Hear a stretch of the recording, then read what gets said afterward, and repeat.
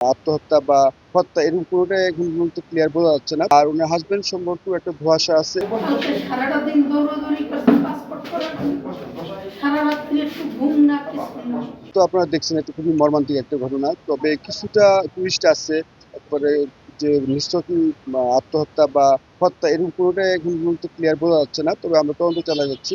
এখানে যেখানে আছেন ইনি চৌধুরী মিষ্টি বার উনি ৩.৫ বছর যাবত এখানে থাকতেন।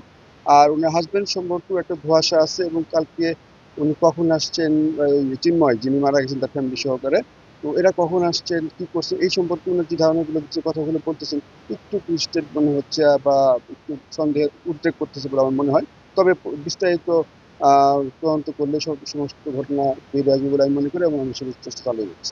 এখন পর্যন্ত যেটা জিজ্ঞাসাবাদ, ঘটনাস্থল পরিদর্শন, এদের যে আলামত যেগুলো আছে বা তার মোবাইল নাম্বার থেকে থাকলে সেই মোবাইল নাম্বার যাচাই করা, সিরিয়াল যাচাই করা বা ওখান থেকে কোনো ইনস্ট্রুমেন্ট পাওয়া গেলে বা টুলস পাওয়া গেলে সেগুলো নিয়ে আমরা একটু কোথায় দেখতে পারি যে আসলে এই ঘটনাটা কি বা কোন ধরনের সহায়ক কোনো টুল থাকবে বা সেই টুলগুলোর মাধ্যমে একটা ঘটনার আদ্যপান্ত দেওয়া আমরা বের করার চেষ্টা করতেছি।